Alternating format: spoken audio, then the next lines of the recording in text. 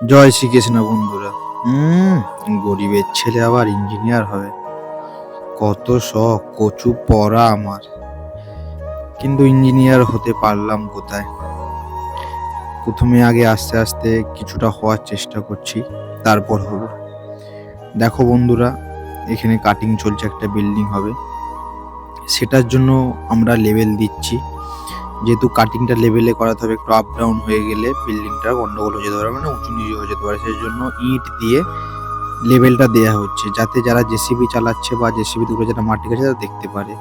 দেখুন, আমাদের এখানে রুমের মধ্যেই কিছু কুকুর আছে, দেখে মনে হচ্ছে কিছু অসহায়, কিন্তু এরা অসহায় নয়, এরা খুবই দুষ্টু এবং শয়তান। দেখো বন্ধুরা, জেসিবিটাও কিছুটা ফেঁসে যাচ্ছিল, কিন্তু নিজেকে কোনো রকমে বাঁচিয়ে উঠতে পেরেছে।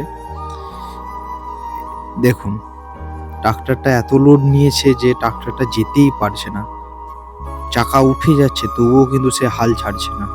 তো এর থেকে আমরা একটাই শিক্ষা পেতে পারি যে কোনোদিনও কোনো কিছুতে হাল ছাড়া উচিত না।